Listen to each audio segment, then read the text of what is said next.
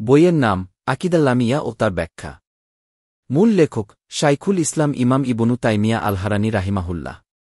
ব্যাখ্যাকার আল্লামা আহমদ বিন ইয়াহিয়া আন্নাজমি রাহিমাহুল্লাহ। অনুবাদ ও টিকা মুহাম্মদ আবদুল্লাহ মৃধা। প্রকাশকাল 19 শাবান 1446 হিজরি মোতাবেক 18 ফেব্রুয়ারি 2025 খ্রিস্টাব্দ। অনলাইন প্রকাশক সালাফি আকিদাহ ও মানহাজে। সর্বসত্ব অনুবাদক কর্তৃক সংরক্ষিত। লিখিত অনুমতি ব্যতীত বইটির কোনো অংশ মুদ্রণ এবং বই কিংবা পত্রিকায় প্রকাশ নিষিদ্ধ। গবেষণা, শিক্ষা বা দাওয়াতের উদ্দেশ্য ব্যতীত বইয়ের অংশবিশেষ কোনো ব্লগ বা ওয়েবসাইটে প্রকাশ অবৈধ। আর বইটি মলাটবদ্ধ করে প্রকাশ করার অনুমোদন একান্তই বইয়ের স্বত্বাধিকারী কর্তৃক সংরক্ষিত। আর আল্লাহই তৌফিকদাতা। অনুবাদকের নজরানা। অনেক দূরে থেকেও যিনি আমার অত্যন্ত কাছের। দোয়া করি আমাদের হৃদ্যতাকে আল্লাহ জান্নাত পর্যন্ত প্রলম্বিত করুন। রিফাত রহমান সিয়াম শুরিদ বরেশু। বিসমিল্লাহির রহমানির রহিম। অনুবাদকের সম্ভাষণ। জনসাধারণের মাঝে বিশুদ্ধ আকিদার চর্চাকে বেগবান করার লক্ষ্যে এবং সহজবোধ্যভাবে নির্ভেজাল আকিদা শেখানোর উদ্দেশ্যে সালাফদের যুগ থেকে নিয়ে বর্তমান সময় পর্যন্ত সুন্নাহপন্থী উলামাগণ নানাবিধ কিতাব ও পুস্তিকা রচনা করেছেন। বক্ষমান পুস্তিকাটিও এর ব্যতিক্রম নয়। এটি মূলত 16 লাইনের একটি ছোট্ট কবিতা, যা শাইখুল ইসলাম ইমাম ইবনু তাইমিয়া রাহিমাহুল্লাহ লিখেছেন বলে মনে করা হয়। এই কবিতাকে লামিয়া বলা হয় কারণ এর প্রতিটি চরণ শেষ হয়েছে আরবি লাম বর্ণ দিয়ে।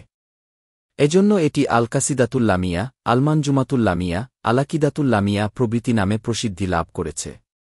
কবিতার রচয়িতাকে জনৈক ব্যক্তি তার আকিদা সম্পর্কে জিজ্ঞেস করলে তিনি নিজের আকিদা বর্ণনা করে এই কবিতা রচনা করেন।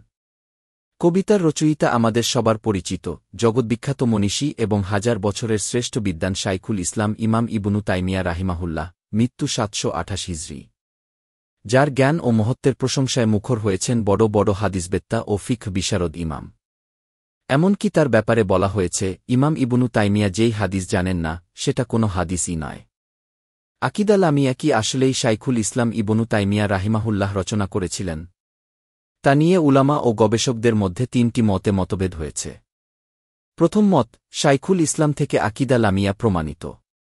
তিনি নিজেই এই কবিতা রচনা করেছেন। কারণ এই কবিতার ম্যানুস্ক্রিপ্টগুলোতে লেখক হিসেবে শাইখুল ইসলামের নাম লেখা আছে। শাইখুল ইসলামের দিকে সম্পৃক্ত করে এই কবিতা নিজ নিজ গ্রন্থে লিখেছেন ইমাম নুমান আলালুসি রাহিমাহুল্লাহ, মৃত্যু 1317 হিজরি, আল্লামা সালিহ আল বুলাইহি রাহিমাহুল্লাহ, মৃত্যু 1410 হিজরি, শাইখ আহমদ বিন হাজার আলু বুতামি রাহিমাহুল্লাহ, মৃত্যু 1423 হিজরি, শাইখ আব্দুস সালাম বিন বার্জিস আলু আব্দুল কারিম রাহিমাহুল্লাহ, মৃত্যু 1425 হিজরি প্রমুখ। যারা এই কবিতাটি শাইখুল ইসলাম ইবনু তাইমিয়ার রচনা হিসেবে বিবেচনা করেছেন, তাদের অন্যতম আল্লামা আব্দুল আজিজ বিন নাসির আরশিদ রাহিমাহুল্লাহ, মৃত্যু 1408 হিজরি, আল্লামা ইবনু জিবরিন রাহিমাহুল্লাহ, মৃত্যু 1430 হিজরি প্রমুখ। দ্বিতীয় মত, আকিদা লামিয়া শাইখুল ইসলাম ইবনু তাইমিয়া রাহিমাহুল্লাহ থেকে প্রমাণিত নয়। এই মত ব্যক্ত করেছেন ইমাম ইবনু উসাইমিন রাহিমাহুল্লাহ, মৃত্যু 1421 হিজরি, আল্লামা বাকার আবু জাইদ রাহিমাহুল্লাহ, মৃত্যু 1429 হিজরি, শাইখ সালিহ সিন্ধি হাফিজাহুল্লাহ, শাইখ আব্দুল আজিজ বি মুহাম্মদ আলু আব্দুল লাতিফ হাফিজাহুল্লাহ প্রমুখ। তৃতীয় মত, আকিদা লামিয়া শাইখুল ইসলাম ইবনু তাইমিয়া থেকে প্রমাণিত হওয়ার ব্যাপারে সন্দেহ করা, কিন্তু স্পষ্টভাবে প্রমাণিত নয় এমনটি না বলা।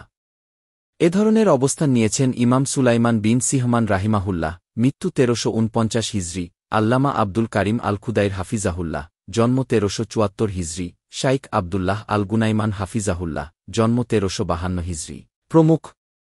এসবের মধ্যে যে মতটি অগ্রগণ্য হোক না কেন, আকিদা লামিয়া স্বচ্ছ ও নির্ভেজাল আকিদার এক চমকপ্রদ বিবরণ। সুন্নাহপন্থী উলামাগণ এই কবিতা প্রচার করেছেন, জনসাধারণের কাছে ব্যাখ্যা করেছেন এবং এর উপর ভাষ্য রচনা করেছেন। এই কিতাবের গুরুত্ব বোঝানোর জন্য এর উপর উলামা ও গবেষকবৃন্দ বিরচিত উল্লেখযোগ্য ব্যাখ্যার নাম পেশ করছি। 1. আল লালিল বাহিয়া শারহুল আমিয়াতি শাইখুল ইসলাম ইবনি তাইমিয়া, লেখক আহমদ বিন আবদুল্লাহ আল মাদাউই আল হাম্বালি। এই কিতাব ইমাম সালিহ আল ফাওজান হাফিজাহুল্লাহ এর টিকাসহ দারুল মুসলিম থেকে প্রকাশিত হয়েছে। পরবর্তীতে দারু ইবনি হাজম থেকে ইয়াদ বিন আব্দুল লাতিফের তাহকিকে প্রকাশিত হয়েছে। 2. জাদুল মাআদ ফি ইতিকাদি খায়রিল ইবাদ, লেখক মুহাম্মদ বিন আবদুল্লাহ আল জাবার্তি। এই কিতাব মুদ্রিত হয়েছে কিনা জানতে পারিনি। তবে এর ২২ পৃষ্ঠাব্যাপী ম্যানুস্ক্রিপ্ট আছে। ৩ গুনিয়াতুস সাইল বিমা ফি লামিয়াতি শাইখিল ইসলামী মিনাল মাসাইল, লেখক আল্লামা আহমদ বিন ইয়াহিয়া আন-নাজমি। এটাই আমাদের অনুদিত বক্ষমান ব্যাখ্যা গ্রন্থ। ৪ শারহুল লামিয়াতি শাইখিল ইসলাম আহমদ ইবনি আবদিল হালিম ইবনি তাইমিয়া, রচয়িতা আল্লামা আবদুল্লাহ বিন আব্দুর রহমান আল জিবরিন। এই ব্যাখ্যাগ্রন্থের ওপর দার্স দিয়েছেন আল্লামা সালিহ আলুসাইমি হাফিজাহুল্লাহ। ৫ শারহুল আমিয়াতি শাইখিল ইসলাম ইবনি তাইমিয়া, রচয়িতা আল্লামা আব্দুল কারিম আল খুদাইর। ৬ আলফাওয়াইদুস সানিয়া শারহুল আকিদাতিল লামিয়া, রচয়িতা শাইখ মুহাম্মদ হিশাম তাহিরি। ৭ শারহুল লামিয়া, লেখক ইউসুফ বিন আবদুল্লাহ আস-সালিম। এই কিতাবের ভূমিকা লিখেছেন শাইখ আবদুল্লাহ আল গুনাইমান হাফিজাহুল্লাহ। ৮ বাদরুত তামাম শারহুল আমিয়াতি শাইখিল ইসলাম, লেখক শাইখ আব্দুর রহমান বিন আব্দুল আজিজ আলাকলো। উপরিউক্ত কিতাবগুলো ছাড়াও আল্লামা সালিহ আস-সুহাইমি হাফিজাহুল্লাহ, আল্লামা আব্দুর রাজ্জাক আল বদ্র হাফিজাহুল্লাহ, শাইখ মুহাম্মদ শাইদ রাসলান হাফিজাহুল্লাহ, শাইখ আলী আশিবল হাফিজাহুল্লাহ সহ অনেকেই আকিদা লামিয়ার দার্স দিয়েছেন, যা ইউটিউবে অ্যাভেইলেবল। ওয়ালিল্লাহিল হামদ। আর তাইতো আল্লামা আব্দুল কারিম আল খুদাইর হাফিজাহুল্লাহ বলেছেন, এই কবিতায় যেসব কথা বলা হয়েছে তা হক, চাই তা শাইখুল ইসলামের হোক কিংবা অন্য কারো। সংক্ষিপ্ত হলেও এটি একটি উত্তম কবিতা। এতে রয়েছে আকিদা বিষয়ক বেশ কিছু সর্ববাদীসম্মত মাসায়েল। যেহেতু এই কবিতার কথাগুলো হক, সেহেতু তালিবুল ইলমের উচিত হবে এটাকে গুরুত্ব দেওয়া, মুখস্থ করা এবং এর ব্যাখ্যাসমূহ অধ্যয়ন করা। আকিদা লামিয়ার ওপর রচিত বিভিন্ন ব্যাখ্যাগ্রন্থের মধ্যে আমরা আল্লামা আহমদ আন-নাজমি রাহিমাহুল্লাহের ব্যাখ্যা অনুবাদ করেছি, কারণ এটা সংক্ষিপ্ত ও সহজবোধ্য ব্যাখ্যা। আমরা অনুবাদের পাশাপাশি বেশ কিছু কাজ করেছি এই কিতাবে। যেমন আকিদা লামিয়ার ব্যাপারে আমরা একটি গবেষণাধর্মী ভূমিকা লিখেছি, ব্যাখ্যাকারের সংক্ষিপ্ত জীবনী লিখে কিতাবের শুরুতে যুক্ত করে দিয়েছি, বেশ কিছু প্রয়োজনীয় টিকা সংযোজন করেছি এবং ব্যাখ্যাকারের কথার পক্ষে প্রমাণস্বরূপ বিভিন্ন জায়গায় অনেকগুলো রেফারেন্স যুক্ত করেছি, যা ব্যাখ্যাকার যুক্ত করেননি। মহান আল্লাহ আমাদের এই সামান্য প্রচেষ্টাকে তারই জন্য একনিষ্ঠ করুন, আমাদের ভুলত্রুটি ক্ষমা করুন এবং এর মাধ্যমে মূল লেখক, ব্যাখ্যাকার, অনুবাদক, প্রকাশক, পাঠক নির্বিশেষে সমগ্র মুসলিম জনসাধারণকে উপকৃত করুন। আমিন ইয়া রব্বাল আলামিন। মহান আল্লাহর ক্ষমা ভিখারি বান্দা। মুহাম্মদ আবদুল্লাহ মৃধা। ব্যাখ্যাকারের সংক্ষিপ্ত জীবনী। আল্লামা আহমদ বিন ইয়াহিয়া আন-নাজমি রাহিমাহুল্লাহ একজন বিশিষ্ট মুহাদ্দিস, ফাকিহ, মুসনিদ এবং দক্ষিণ সৌদি আরবের মুফতি ছিলেন। তিনি ১৩৪৬ হিজরি মোতাবেক ১৯২৮ খ্রিস্টাব্দে সৌদি আরবের জাজান অঞ্চলে জন্মগ্রহণ করেন। তার উল্লেখযোগ্য কয়েকজন শিক্ষক হলেন ইমাম আবদুল্লাহ আল কারাবি, ইমাম হাফিজ বিন আহমদ আল হাকামি, ইমাম মুহাম্মদ বিন ইব্রাহিম আলুস শাইখ, ইমাম আব্দুল আজিজ বিন বাজ রাহিমাহুমুল্লাহ। তার উল্লেখযোগ্য কয়েকজন ছাত্র হলেন আল্লামা রাবি বিন হাদি আল মাদখালি, আল্লামা জাইদ আল মাদখালি, আল্লামা আলী বিন নাসির আল ফাকিহি প্রমুখ। বড় বড় আলিমের নিকট তার উচ্চ মর্যাদা ও অবস্থান ছিল। ইমাম সালিহ আল ফাওজান হাফিজাহুল্লাহ, জন্ম ১৩৫৪ হিজরি, বলেছেন, আমরা মহান আল্লাহর কাছে আমাদের ভাই, আমাদের প্রিয়জন শাইখ আহমদ আন-নাজমির জন্য সুস্থতা ও নিরাময় কামনা করছি। মদিনার মুহাদ্দিস আল্লামা রাবি আল মাদখালি হাফিজাহুল্লাহ, জন্ম ১৩৫১ হিজরি, বলেছেন, আমাদের শাইখ, জাজান প্রভিন্সে হাদিস, তাওহিদ ও সন্নাহর ঝান্ডাবাহী, আলাল্লামা আশ-শাইখ আহমদ আন-নাজমি তার অনবদ্য গ্রন্থ আল-মাওরিদুল আজবুদ জুলাল ফিমা উনতুকিদা আলা বাদিল মানাহিজিদ দাউইন ইয়ামিনাল আকাইদি ওয়াল আমাল এ যা লিখেছেন তা পড়লাম। নিশ্চিতভাবেই আমাদের শাইখ সুন্দর ও ভালো লিখেছেন। মদিনার আরেক মুহাদ্দিস আল্লামা মুহাম্মদ বিন হাদি আল মাদখালি হাফিজাহুল্লাহ, জন্ম ১৩৮৬ হিজরি, শাইখ নাজমির পরিচয় দিতে যেয়ে বলেছেন, তিনি হলেন আমাদের সম্মাননীয় শাইখ, আলাল্লামা, আল মুহাদ্দিস, আল মুসনিদ, আল ফাকিহ, জাজান প্রভিন্সের বর্তমান মুফতি, জাজান অঞ্চলে সুন্নাহ ও হাদিসের ঝান্ডাধারী, শাইখ আহমদ বিন ইয়াহিয়া বিন মুহাম্মদ বিন শিব্বির আন-নাজমি। শাইখ নাজমি রাহিমাহুল্লাহ বিভিন্ন বিষয়ে অনেক কিতাব রচনা করেছেন। তার কয়েকটি উল্লেখযোগ্য গ্রন্থ হল আল-মাওরিদুল আজবুদ জুলাল ফিমা উনতুকিদা আলা বাদিল মানাহিজিদ দাউইন ইয়ামিনাল আকাইদি ওয়াল আমাল, তাসিসুল আহকাম শারহু উমদাতিল আহকাম, আলিরশাদ ইলা বায়ানিল হাক্কি ফিল জিহাদ, আল-ফাতাওয়াল জালিয়া আনিল মানাহিজিদ দাউইয়া প্রভৃতি। এই মহান আলিম ১৪২৯ হিজরি মোতাবেক ২০০৮ খ্রিস্টাব্দে মারা যান। আল্লাহ তার ওপর রহম করুন এবং তাকে জান্নাতুল ফিরদাউসে দাখিল করুন। আমিন। আকিদা লামিয়ার মূল পাঠ। بسم الله الرحمن الرحيم. পরম করুণাময় অসীম দয়ালু আল্লাহর নামে আরম্ভ করছি। يا سائلي عن مذهبي وعقيدتي، رزق الهدى من للهداية يسأل. ওহে আমার মতাদর্শ ও আকিদা সম্পর্কে জিজ্ঞাসাকারী, যে ব্যক্তি হিদায়াত সম্পর্কে জিজ্ঞাসা করে, আল্লাহ তাকে হিদায়াত দান করুন। اسمع كلام محقق في قوله، لا ينتني عنه ولا يتبدل. আপন মতাদর্শের ক্ষেত্রে সুদৃঢ় গবেষক আকিদাধারীর কথা শুনুন, যিনি নিজের মতাদর্শ, আকিদা থেকে সরে আসেন না এবং সালাফদের মতাদর্শ পরিবর্তন করে আদর্শের ক্ষেত্রে পরিবর্তিত হন না। حب الصحابة كلهم لي مذهب، ومودة القرب بها أتوسل. সমুদয় সাহাবীকে ভালোবাসা আমার আদর্শ, আর নবী পরিবারকে ভালোবাসার অসিলায় আমি আল্লাহর কাছে প্রার্থনাও করি। ولكلهم قدر علاء وفضائل، لكننا الصديق منهم أفضل. আর তাদের সাহাবীবর্গের প্রত্যেকেরই সুউন্নত সম্মান ও মর্যাদা আছে, কিন্তু তাদের মধ্যে সর্বোত্তম হলেন আস-সিদ্দিক রাদিয়াল্লাহু আনহু। وأقول في القرآن ما جاءت به آياته فهو الكريم المنزل. কুরআনের আয়াতসমূহ যা আনয়ন করেছে, কুরআনের ব্যাপারে আমি সেটাই বলি। বস্তুত কুরআন মহিমান্বিত নাজিলপ্রাপ্ত কিতাব। وأقول قال الله جل جلاله، والمصطفى الهادي ولا أتأول. আমি বলি, মহান আল্লাহ বলেছেন, আর সুপথপ্রদর্শক মুস্তাফা সাল্লাল্লাহু আলাইহি ওয়াসাল্লাম বলেছেন। এর বাইরে গিয়ে আমি তাদের কথার তাবির বা ভিন্নার্থ করি না। وجميع آيات الصفات أمرها حقا كما نقل الطراز الأول. আল্লাহর গুণাবলী সংক্রান্ত সকল আয়াত আমি সত্যসত্যই সেভাবে সাব্যস্ত করি ও ঈমান রাখি, যেভাবে বর্ণনা করেছেন এই উম্মতের প্রথম প্রজন্ম। وأرد عهدتها إلى نقالها، وأصوتها عن كل ما يتخيل. আমি এই আকিদার জিম্মাদারি প্রত্যার্পণ করি উক্ত আকিদার বর্ণনাকারীদের, সালাফদের কাছে, আর উক্ত আকিদাকে আমি হেফাজত করি যাবতীয় কল্পনাপ্রসূত বিষয় থেকে। قبحا لمن نبذ القرآن وراءه، وإذا استدل يقول قال الأخطل. সুতরাং ধিক সেই ব্যক্তির প্রতি যে কুরআনকে নিজের পেছনে ছুড়ে ফেলে, আর দলিল পেশ করার সময় বলে বসে, আক্তাল বলেছেন এই কথা। والمؤمنون يرون حقا ربهم، وإلى السماء بغير كيف ينزل. মুমিনগণ সত্যিকার অর্থেই তাদের রবকে দেখবেন, যিনি মহান আল্লাহ, আসমানে নেমে আসেন, যার ধরন আমাদের অজানা। وأقر بالميزان والحوض اللذ، أرجو بأني منه ريا أنهل. আমি আলমিজান তথা দাড়িপাল্লা সাব্যস্ত করি, এবং সাব্যস্ত করি হাউজকেও, যেই হাউজের ব্যাপারে আশা রাখি, তৃষ্ণা নিবারণের জন্য আমি সেখান থেকে পানি পান করব।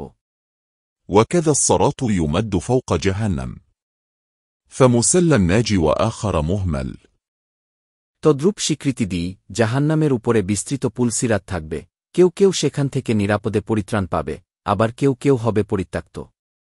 والنار يصلاها الشقي بحكمة، وكذا التقي إلى الجنان سيدخل. আল্লাহর হিকমা তথা প্রজ্ঞা অনুযায়ী হতভাগা ব্যক্তি প্রবেশ করবে জাহান্নামে, তদ্রূপ মুত্তাকি বান্দাও প্রবেশ করবে জান্নাতে। ولكل حي عاقل في قبره عمل يقارنه هناك ويسأل. প্রত্যেক বিবেকবান জীবিত ব্যক্তির কবরে পার্থিব জীবনের আমলই হবে তার সঙ্গী, আর সেখানে তাকে জিজ্ঞাসাবাদও করা হবে। هذا اعتقاد الشافعي ومالك وأبي حنيفة ثم أحمد ينقل. এটাই শাফিঈ, মালিক, আবু হানিফা ও আহমাদ থেকে বর্ণিত আকিদা।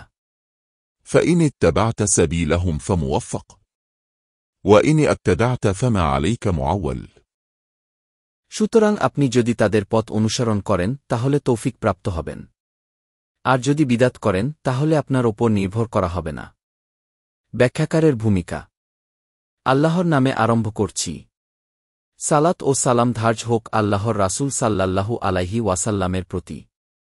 বক্ষমান পুস্তিকা শাইখুল ইসলাম আহমদ বিন আব্দুল হালিম বিন আব্দুস সালাম ইবনু তাইমিয়া রাহিমাহুল্লাহ বিরচিত লামিয়া কবিতার সংক্ষিপ্ত ব্যাখ্যা। হিদায়াত সম্পর্কে জিজ্ঞাসা। মূল পাঠ।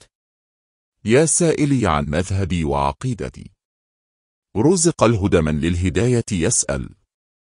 ওহে আমার মতাদর্শ ও আকিদা সম্পর্কে জিজ্ঞাসাকারী, যে ব্যক্তি হিদায়াত সম্পর্কে জিজ্ঞাসা করে, আল্লাহ তাকে হিদায়াত দান করুন।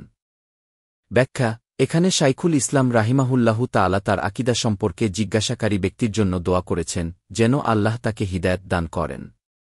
কেননা যে ব্যক্তি এ ধরনের প্রশ্ন করে সে অবশ্যই দুজনের একজন হবে। হয়তো সে পরীক্ষাকারী, জিজ্ঞাসিত ব্যক্তির আকীদা জানতে চায় এবং উক্ত আকীদা অনুযায়ী তার সাথে যথোপযুক্ত আচরণ করতে চায়, আর নয়তো সে একজন প্রাথমিক জ্ঞানান্বেষণকারী, যে জিজ্ঞাসিত ব্যক্তির মাঝে হিদায়াতের আলামত প্রত্যক্ষ করার ফলে তাকে সম্মান করে এবং মর্যাদা দেয়। এ ধরনের জিজ্ঞাসায় অধিকাংশ ক্ষেত্রেই জিজ্ঞাসাকারীর অবস্থা এমন হয়ে থাকে। আর আল্লাহই তৌফিকদাতা। সুদৃঢ় আকীদা। মূল পাঠ। اسمع كلام محقق في قوله لا ينتني عنه ولا يتبدل।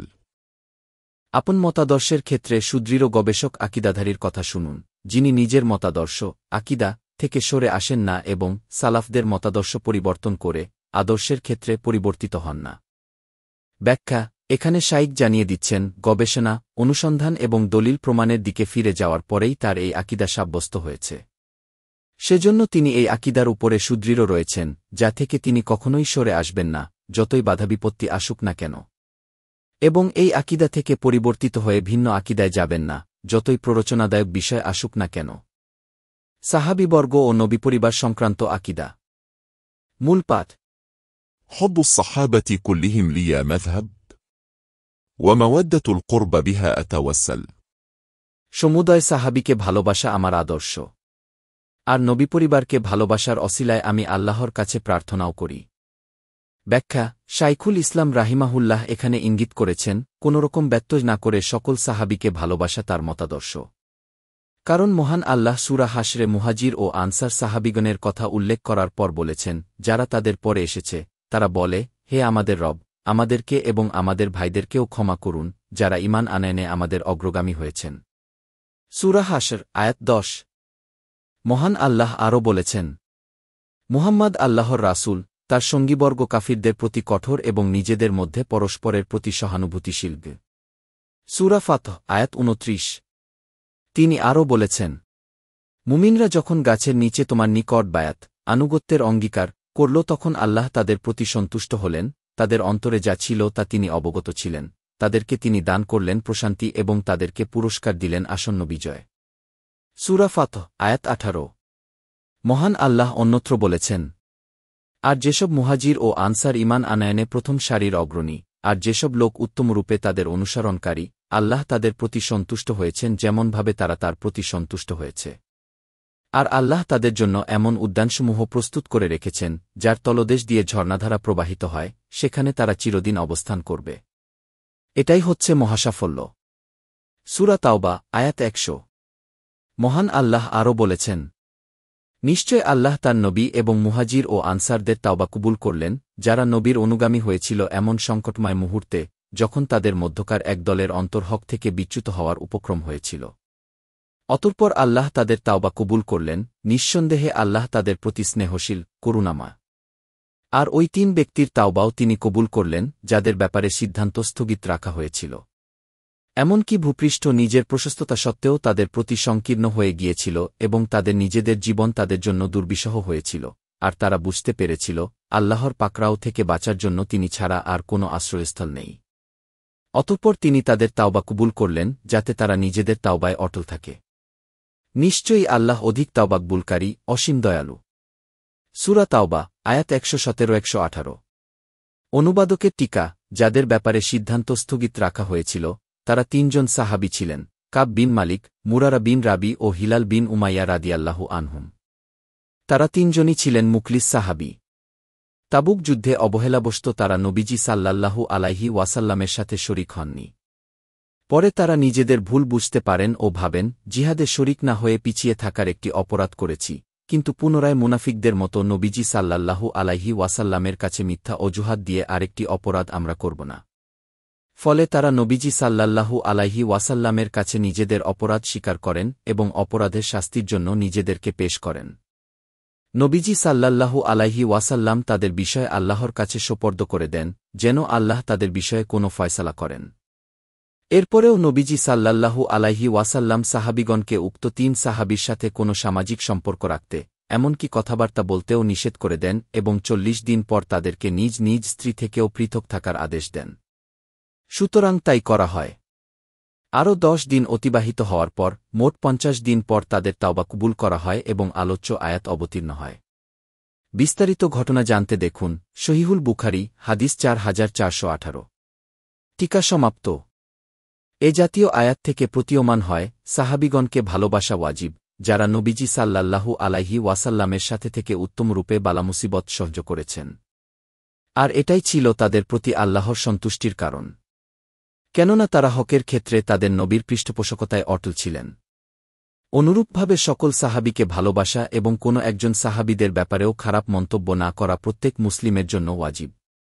অনুবাদকের টিকা সালাফদের যুগের বিশিষ্ট ইমাম আহমাদ বিন হাম্বাল রাহিমাহুল্লাহ মৃত্যু ২৪১ হিজরি বলেছেন, যে ব্যক্তি রাসূলুল্লাহ সাল্লাল্লাহু আলাইহি ওয়াসাল্লামের কোনো একজন সাহাবীরও মর্যাদাহানি করে কিংবা সাহাবী কর্তৃক সংঘটিত কোনো ঘটনার কারণে তাকে অপছন্দ করে অথবা তার দোষত্রুটি আলোচনা করে, সে ব্যক্তি বিদাতি হয়ে যায়, যতক্ষণ না সে সকল সাহাবীর জন্য রহমতের দোয়া করছে এবং তাদের সবার ব্যাপারে তার অন্তর প্রশান্ত হচ্ছে, ততক্ষণ পর্যন্ত সে বিদাতি হিসেবে বিবেচিত হবে। দ্রষ্টব্য আবু আবদুল্লাহ আহমদ বিন মুহাম্মদ বিন হাম্বাল আশ-শাইবানী, উসুলুস সুন্নাহ, আল-খাজ, দারুল মানার, প্রথম প্রকাশ, ১৪১১ হিজরি, পৃষ্ঠা ৫৪। টিকা সমাপ্ত। কেননা নবীজি সাল্লাল্লাহু আলাইহি ওয়াসাল্লাম বলেছেন, তোমরা কি আমার সম্মানে আমার সাহাবীকে কষ্ট থেকে অব্যাহতি দিবে? সহিহুল বুখারী হাদিস ৩৬৬১। নবীজি সাল্লাল্লাহু আলাইহি ওয়াসাল্লাম আরও বলেছেন, তোমরা আমার সাহাবীদের গালি দিও না। ঐ সত্তার কসম যার হাতে রয়েছে আমার প্রাণ, তোমাদের কেউ যদি এক উহুদ পাহাড় পরিমাণ সোনা দান করে, তবুও তা তাদের কারো এক মুদ, মধ্যম মাপের ২ হাতের এক অঞ্জলি পরিমাণ বা তার অর্ধেক পরিমাণ দানের সমপর্যায়ে পৌঁছবে না।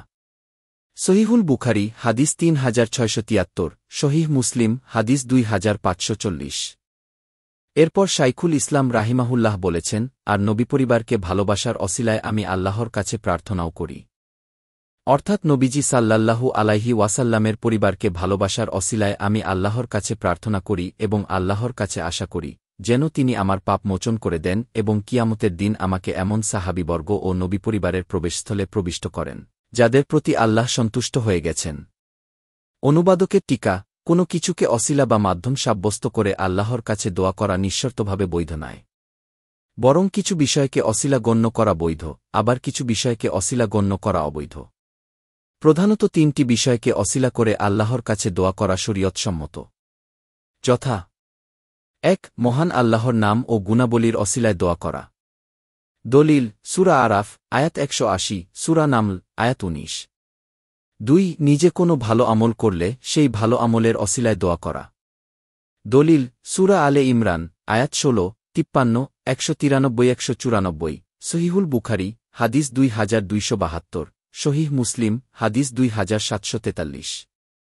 ৩ সৎ ব্যক্তির দোয়ার অসিলায় আল্লাহর কাছে দোয়া করা। দলিল সহিহুল বুখারী হাদিস ১০১০।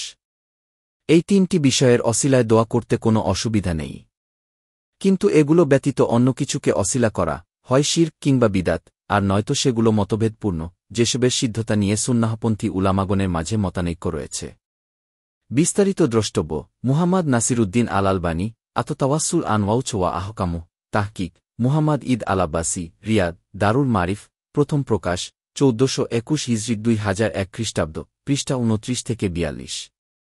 শাইখুল ইসলাম লামিয়া কবিতায় জানিয়েছেন, নবী পরিবারের প্রতি তার ভালোবাসাকে অসিলা করে তিনি আল্লাহর কাছে দোয়া করেন। এটা ভালো আমলকে অসিলা করে দোয়া করার অন্তর্ভুক্ত, যা বিলকুল শরীয়তসম্মত। টিকা সমাপ্ত। মহান আল্লাহ বলেছেন, হে নবী, আপনি বলে দিন, আমি এর বিনিময়ে, হিদায়াতের বাণী প্রচারের বিনিময়ে তোমাদের নিকট থেকে কোনো প্রতিদান চাই না, কেবল আত্মীয়ের প্রতি সৌহার্দ্য ব্যতীত। সূরা শুরা আয়াত ২৩। অর্থাৎ তোমাদের কাছ থেকে শুধু এটাই চাই যে তোমরা আমার আত্মীয় স্বজনকে ভালোবাসবে এবং সম্মান ও শ্রদ্ধা করবে, আমার সাথে তাদের নিকটবর্তিতা ও সাহচর্য থাকার কারণে। হাদিসে এসেছে, নবীজি সাল্লাল্লাহু আলাইহি ওয়াসাল্লাম বলেছেন, আমি শ্রেষ্ঠ ব্যক্তিবর্গের মধ্যকার শ্রেষ্ঠ ব্যক্তিদের মধ্যে সর্বশ্রেষ্ঠ। নিশ্চয় আল্লাহ বনু আদমের মধ্য থেকে আরব জাতিকে চয়ন করেছেন। আরবদের মধ্য থেকে কিনানাকে চয়ন করেছেন, কিনানা থেকে কুরাইশদেরকে চয়ন করেছেন, কুরাইশদের থেকে বনু হাশিমদেরকে চয়ন করেছেন, আর আমাকে চয়ন করেছেন বনু হাশিম গোত্র থেকে। সুতরাং আমি শ্রেষ্ঠ ব্যক্তিবর্গের মধ্যকার শ্রেষ্ঠ ব্যক্তিদের মধ্যে সর্বশ্রেষ্ঠ। অনুবাদকের টিকা, কাছাকাছি শব্দে হাদিসটি বর্ণনা করেছেন আত্তাবারানি, আলুকাইলি, ইবনু আদি, আবু নুয়াইম, হাকিমসহ আরও অনেকে। বিস্তারিত দ্রষ্টব্য: মুহাম্মদ নাসিরুদ্দিন আল আলবানী, সিলসিলাতুল আহাদিসিদ দইফা ওয়াল মাউদুয়া ওয়া আশারুহা সাইজিউ ফিল উম্মাহ, রিয়াদ, দারুল মারিফ, প্রথম প্রকাশ, 1412 হিজরি 1992 খ্রিস্টাব্দ, খণ্ড 1, পৃষ্ঠা 512। হাদিস 338। হাদিসটির বর্ণনাগত মান প্রসঙ্গে ইমাম আলবানী রাহিমাহুল্লাহ, মৃত্যু 1420 হিজরি, বলেছেন, এ হাদিসের সনদ অত্যন্ত দুর্বল। জ্ঞাতব্য যে, হাদিসের শেষাংশে আরবদের শ্রেষ্ঠত্ব এবং রাসূল সাল্লাল্লাহু আলাইহি ওয়াসাল্লামের শ্রেষ্ঠত্বের কথা বলা হয়েছে, যা বিশুদ্ধ হাদিসগুলোতে সুসাব্যস্ত হয়েছে। দ্রষ্টব্য: আল আলবানী, সিলসিলাতুল আহাদিসিদ দইফা, খণ্ড 1, পৃষ্ঠা 512 থেকে 513। যেমন নবীজি সাল্লাল্লাহু আলাইহি ওয়াসাল্লাম বলেছেন, নিশ্চয় আল্লাহ ইসমাইলের বংশধর থেকে কিনানাকে চয়ন করেছেন, কিনানা থেকে কুরাইশকে বাছাই করেছেন, আর কুরাইশ থেকে বনু হাশিমকে বাছাই করেছেন এবং বনু হাশিম থেকে আমাকে চয়ন করেছেন। দ্রষ্টব্য: সহিহ মুসলিম, হাদিস 2276, মর্যাদা অধ্যায়, অধ্যায় 9, 44, পরিচ্ছেদ 1। টিকা সমাপ্ত। মূল পাঠ: ولكلهم قدر علاء وفضائل، لكنما الصديق منهم أفضل। আর তাদের, সাহাবীবর্গের, প্রত্যেকেরই সুউন্নত সম্মান ও মর্যাদা আছে, কিন্তু তাদের মধ্যে সর্বোত্তম হলেন আস-সিদ্দিক রাদিয়াল্লাহু আনহু। ব্যাখ্যা: এই কথার মাধ্যমে শাইখুল ইসলাম সাহাবীগণের মধ্যকার মর্যাদাগত তারতম্যের প্রতি ইঙ্গিত করেছেন, যদিও তাদের সবাইকে ভালোবাসতে হবে। কারণ দলিল প্রমাণ থেকে প্রতীয়মান হয়, আবু বকর রাদিয়াল্লাহু আনহু অন্য সাহাবীদের চেয়ে উত্তম, এরপর উমার রাদিয়াল্লাহু আনহু অন্য সাহাবীদের চেয়ে উত্তম, এরপরে উসমান রাদিয়াল্লাহু আনহু উত্তম, তারপরে আলী রাদিয়াল্লাহু আনহু উত্তম। সহিহুল বুখারী, হাদিস 3655, হাদিস 3671। তারপরে উত্তম হলেন একই সময়ে জান্নাতের সুসংবাদপ্রাপ্ত 10 জন সাহাবীদের বাকি 6 জন। তারা হলেন জুবাইর বিন আওয়াম, তালহা বিন উবাইদুল্লাহ, সাদ বিন আবু ওয়াক্কাস, আব্দুর রহমান বিন আউফ, সাইদ বিন জাইদ এবং আবু উবাইদা ইবনুল জাররাহ। তিরমিজি, হাদিস 3747, বর্ণনার মান সহিহ। সদরুদ্দিন মুহাম্মদ বিন আলাউদ্দিন ইবনু আবিল is, Sarhul আকিদাতিত তাহাবিয়া, তাহকিক, Shuaib আলারনাউত O Abdullah আত-তুর্কি, Beirut, মুয়াসসাসাতুর রিসালা, দশম প্রকাশ, 1417 হিজরি 1997 খ্রিস্টাব্দ, খণ্ড 2, পৃষ্ঠা 733। এরপরে ইসলামের প্রতি অগ্রগামিতার দিক থেকে সকল সাহাবীর মাঝে মর্যাদাগত তারতম্য হয়েছে। এজন্য দুবার হিজরতকারী সাহাবীগণ অন্যান্য মুহাজির সাহাবীর চেয়ে উত্তম। সহিহুল বুখারী, হাদিস 3779। অপরদিকে আকাবায় বায়াতকারী সাহাবীগণ অন্যান্য আনসার সাহাবীর চেয়ে উত্তম। এরপর বদর যুদ্ধে অংশগ্রহণকারী সাহাবীগণ উত্তম। সহিহুল বুখারী, হাদিস 3992। তারপর বায়াতুর রিদওয়ানে অংশগ্রহণকারী সাহাবীগণ উত্তম। আবু দাউদ, হাদিস 4653, বর্ণনার মান সহিহ। তারপর যারা হুদাইবিয়ার সন্ধির পূর্বে ঈমান এনেছেন এবং হিজরত করেছেন। এরপর যারা হুদাইবিয়ার সন্ধির পরে ঈমান এনেছেন এবং ইসলামের পক্ষে যুদ্ধ করেছেন। সূরা হাদিদ, আয়াত 10। এরপর হলেন ছোট সাহাবীগণ। মর্যাদা ও শ্রেষ্ঠত্বের ক্ষেত্রে সাহাবীগণের ক্রমধারা এমনই। এই আলোচনায় শিয়া ও নাসিবী সম্প্রদায় থেকে অব্যাহতির ঘোষণা আছে। কেননা শিয়া সম্প্রদায় সাহাবীগণকে কাফির বলার ক্ষেত্রে কোনো ব্যত্যয় করে না, সবাইকে কাফির বলে দেয়া, কেবল আলী বিন আবু তালিব রাদিয়াল্লাহু আনহু এবং সামান্য কয়েকজন সাহাবী ব্যতীত, যাদের সংখ্যা 14 বা 15 অতিক্রম করবে না। অর্থাৎ 14 বা 15 জন ছাড়া সকল সাহাবীকে কাফির ফতোয়া দেয় তারা। পক্ষান্তরে নাসিবী সম্প্রদায় শিয়াদের বিপরীত করতে গিয়ে সাহাবীবর্গের সাথে মিত্রতা বজায় রাখে এবং নবী পরিবারের প্রতি বিদ্বেষ পোষণ করে। উভয় ফেরকাই পথভ্রষ্টতার উপরে রয়েছে। এক্ষেত্রে হক কথা হল, আমরা তাদের সবার সাথে মিত্রতা বজায় রাখি, তাদেরকে ভালোবাসি এবং আল্লাহ তাদের জন্য যেই মর্যাদা নির্ধারণ করেছেন, আমরা তাদেরকে সেই মর্যাদা প্রদান করি। কুরআন বিষয়ক আকীদা। মূল পাঠ: وأقول في القرآن ما جاءت به آياته فهو الكريم المنزل। কুরআনের আয়াতসমূহ যা আনয়ন করেছে, কুরআনের ব্যাপারে আমি সেটাই বলি। বস্তুত কুরআন মহিমান্বিত নাজিলপ্রাপ্ত কিতাব। অনুবাদকের টিকা, লামিয়ার যেসব নুসখা পাওয়া যায়, শেষবের মধ্যে এই চরণে আল কারিম শব্দের জায়গায় আছে আল কদিম শব্দ। অর্থাৎ এসব নুস্খা অনুযায়ী কুরআনকে কদিম বা শুরুহীন আদি বলেছেন শাইখুল ইসলাম। অথচ আমরা দেখতে পাই শাইখুল ইসলাম এই আকিদার বিরোধিতা করে গেছেন তার অসংখ্য কিতাবে। জানিয়ে গেছেন কুরআন শুরুহীন আদি নয়, বরং আল্লাহ কুরআন বলেছেন বিভিন্ন সময়ে যার শুরু আছে। এই জটিলতার সমাধান হিসেবে বলা যেতে পারে, এখানে কদিম বলতে আলো কদিম আল হাকিকি অর্থাৎ সূচনাহীন প্রকৃত প্রাচীন উদ্দেশ্য নয়, বরং আলো কদিম আন-নিসবী অর্থাৎ আপেক্ষিক প্রাচীন উদ্দেশ্য। কারণ আমরা জানি শরীয়তে দুটো অর্থেই কদিম শব্দের ব্যবহার হয়েছে। যেমন মহান আল্লাহ খেজুর গাছের ডালকে কদিম বলেছেন। সূরা ইয়াসিন ৩৯। খেজুর গাছের ডাল আপেক্ষিকভাবে প্রাচীন, অর্থাৎ অন্য কোনো পরবর্তী খেজুর ডালের বিবেচনায় আগেরটা প্রাচীন, এমন না যে খেজুর গাছের ডালের কোনো শুরু নেই। আবার মহান আল্লাহর সুলতান তথা কর্তৃত্ব ও ক্ষমতাকে কদিম বলা হয়েছে হাদিসে।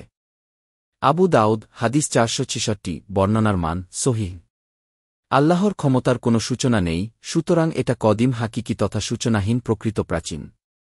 কিন্তু প্রাথমিক আকিদা শেখানোর কিতাবে এরকম দ্ব্যর্থবোধক শব্দ নিয়ে আসা শাইখুল ইসলামের কর্মপদ্ধতির সাথে মেলে না।